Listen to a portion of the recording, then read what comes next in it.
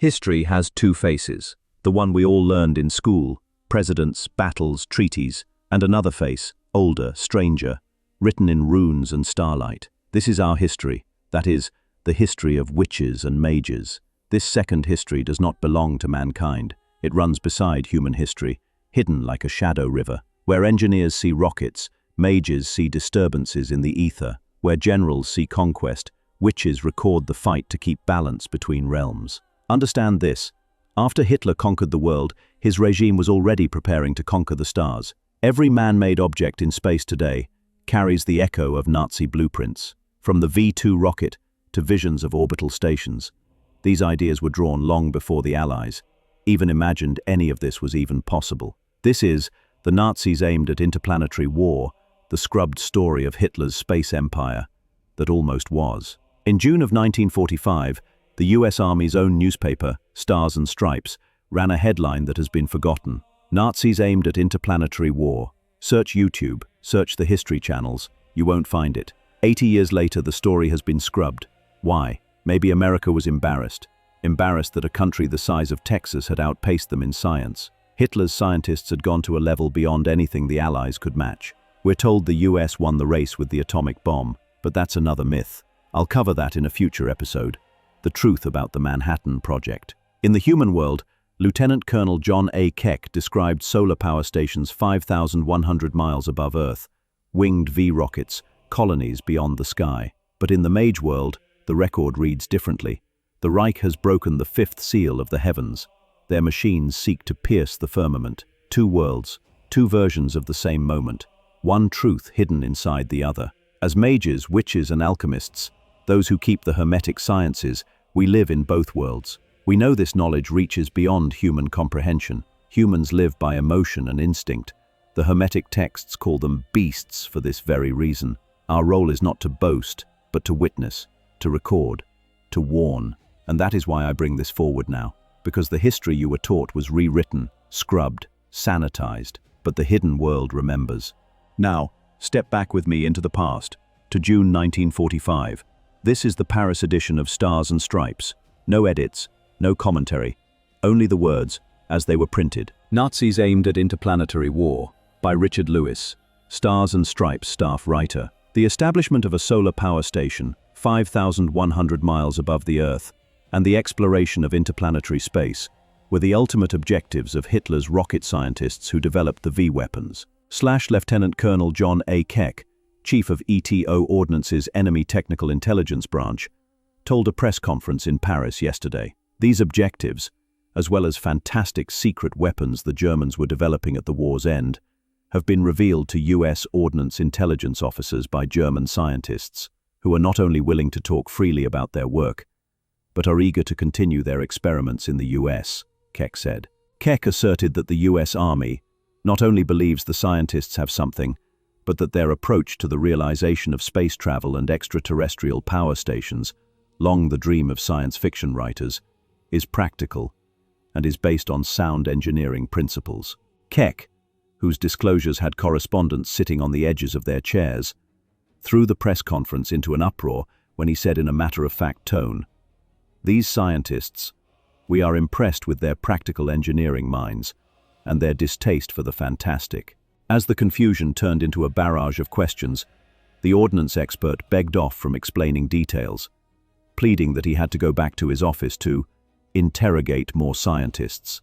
V2 was only a starter in Nazi plans, the ordnance expert said. V2 was to have been developed into the A9 with wings that would have interplanetary war revealed as Nazis' aim, continued from page 1. Extended rocket projectile range from 162 to 300 miles.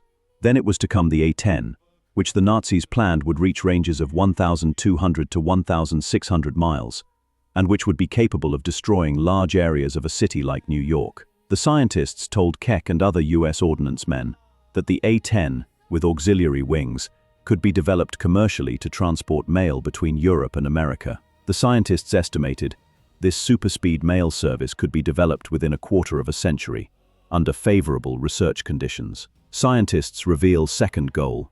Then, said Keck, the scientists revealed their second long-range objective, to set up a reflector 5,100 miles above the Earth, in a region where gravity extraction was neutralized. The scientists estimated that constant rocket experimentation would enable man to reach this region 50 years hence. A large reflector would then be constructed and placed to focus the sun's rays on the Earth to generate power. The rays, Keck explained, would be focused on a certain receiving station, located within a receiver continental shelf. The sun's energy would be converted into electrical energy by generating steam in the receiving station. Keck said the scientists shuddered somewhat when they revealed that the small-range objective was to use the power station as a gigantic weapon of war, as a celestial launching site for V-weapons. The scientists, according to Keck, pointed out the huge reflector out in space could focus the sun's heat to burn cities to cinders, consume forests in a burst of flame, and boil oceans. V-weapons presumably would take care of anybody who survived. The scientists said that the nation that controlled the power station would control the world. The fourth and final objective yet revealed, Keck said, was to use the space station as a launching platform for spaceships, which would explore the outer regions of the solar system. Keck said that there were about 100 rocket scientists working on these long-range plans, whose development, he added, ordnance experts considered by no means fantastic. Already, he pointed out, the V2 with its speed of 3,600 miles an hour could carry 2,150 pounds of mail between Paris and New York in 40 minutes, provided details of increasing its range, controlling it, and receiving it could be worked out. In addition to the A9 and A10, the US expert asserted the Germans had other secret weapons. In 6 months more time, these weapons might have been developed to the point, he said, where they might have altered the course of the war. The Germans, he declared, had 400-foot rocket cannons zeroed in on London along the Channel coast of France. These were in final trial stages. Submarine-launched V2s, which could have shelled US cities from submerged U-boats, were being developed in the Toplitz Sea, high in the Austrian Alps. Rocket-propelled anti-aircraft missiles, which he predicted would replace the AA guns now in use by the army, were nearly perfected. These could fire at planes 50,000 feet high and come within 10 feet of them. Screwball weapons. While the Germans were developing such scientific wonders, the Allies, with obsolete planes and guns already made, were winning the war. German inventors, Keck said, had predicted much heavier missiles would be produced, and the productive effort for V-weapons gone into bombing planes. It was Hitler's emphasis on screwball weapons, he said, like the rifle which scientists actually developed to shoot around corners, which weakened the German war effort by taking up material needed for more battle-tried weapons. Although V1 and V2 were scientific wonders, they could have dropped much heavier bomb loads more accurately on their targets had the productive effort for V-weapons gone into bombing planes, Keck said. My final thoughts. So you all understand what's really going on here. After Hitler planned to conquer the Earth, the Nazis set their sights on the solar system. Their next phase was to build an armed battle station in space. Basically, a Death Star that would keep Earth under surveillance and control 24/7. It was to be equipped with upgraded V-weapons, capable of wiping out any resistance instantly. They also designed a mobile space platform, a moving base equipped with ships capable of traveling to other planets. The goal was to mine the Moon, Mars and beyond, using space resources directly, instead of wasting time and fuel returning to Earth. The plan was full interplanetary control, with bases across the solar system. And yes, George Lucas built his entire Star Wars saga around this very idea. The parallels are obvious, not coincidental. And it's not just Star Wars. The film Iron Sky, about Nazis hiding on the Moon with futuristic weapons, was also based on real Allied war documents and testimonies. But to protect the truth, it had to be disguised as an over-the-top comedy. That's the game. Mock it, exaggerate it, make the public laugh, so they never believe it. And yes, Germany had flying saucers, but how did they believe they could pull all this off? Because Germany has always been ahead in science. Not because their scientists were smarter, but because their system wasn't built on profit. In the US, if you discover something revolutionary that doesn't generate money, it gets buried.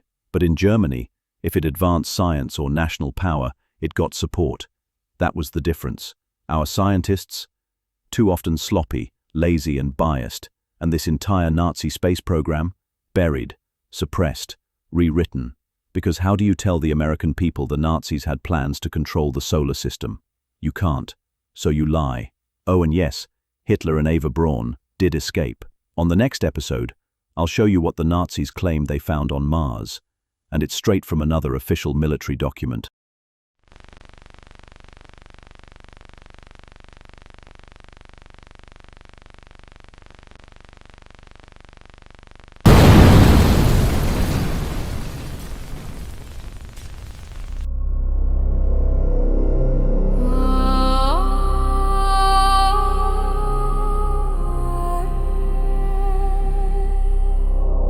General Dornberger, Dieter Hutzel, Werner von Braun.